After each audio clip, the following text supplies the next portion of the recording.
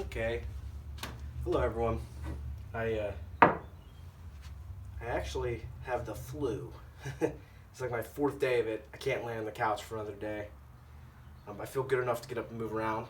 So I folded clothes. My wife kind of left the house and went to our other property with my family, parents and brothers and stuff, to kind of stay away from me. I was traveling for work, so I didn't infect her. But I got to do something. So I'm going to actually cast some shotgun slugs. Just do a real quick bullet casting session. I got this new Lee 7/8 ounce key drive slug mold. I'll show you my casting setup outside. I mean, the pot's heating the lead up right now, but we're gonna get this thing ready to go. If I cough or something, I apologize. It's nothing I can do about it. I actually have pneumonia too. I'm getting over it, but they chest x-rayed me and were like, "Oh, you have pneumonia."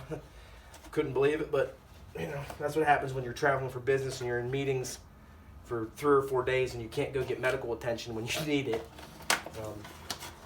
Anyway,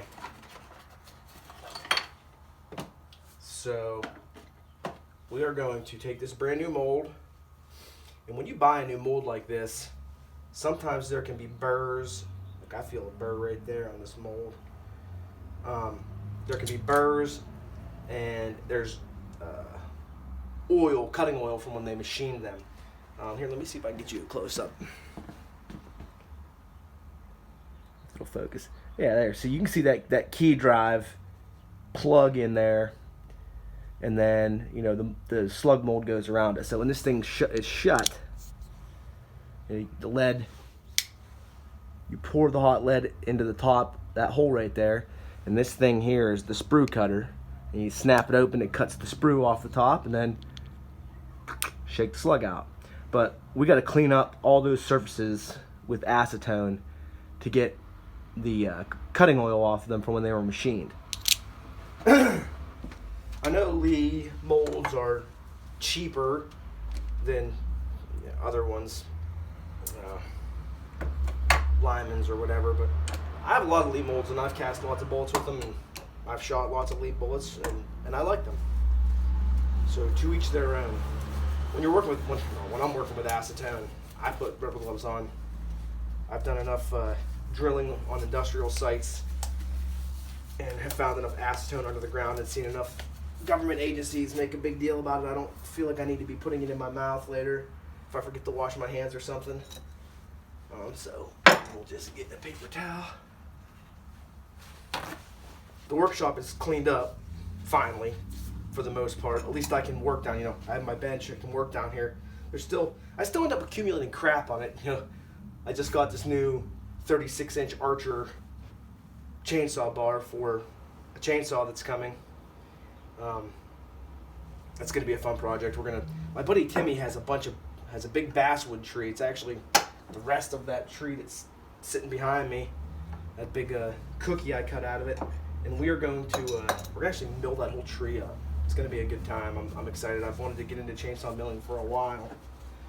But anyway, back to what we're doing. So I just get a little bit of acetone on this rag, and then I'll just come in and get all the surfaces best I can, wipe them nice and clean, get all the cutting oil off. When you're casting bullets, cutting oil, any oil actually, inside the mold is your enemy, because it'll make wrinkles in your bullets lickety split quick. It'll happen fast, and it'll take you 30 pours to get the dang oil out of the. See, look, you can see the oil. You can see the oil on my paper towel. It'll take so many pours to get the oil out of the mold that you end up wasting half your time casting junk bullets. So Fortune Cookie 45 LC, he's another YouTuber, and almost everything I learned about bullet casting, I learned from him. Him and Elvis Ammo. I haven't seen Elvis post in a while, though. I think he kind of got fed up and, he's doing his own thing. But those two were big inspiration to me, 4 or 5 years ago when I started casting. Love those guys. Got a lot of information from them, which made me a successful bullet caster and powder coater way quicker than I otherwise would have been.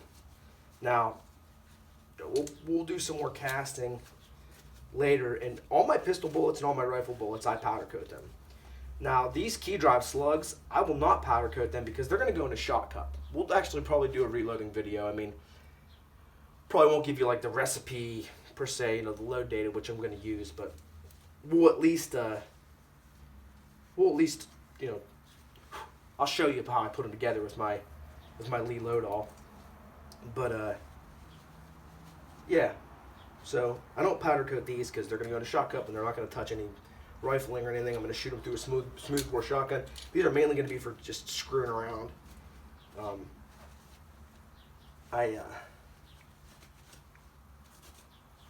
don't reload for the apocalypse or anything like that. I just reload to mess around. I have a lot of ammo on hand, but it's not because I think the world's going to end or anything. So I really wish I could get down inside that key drive a little better.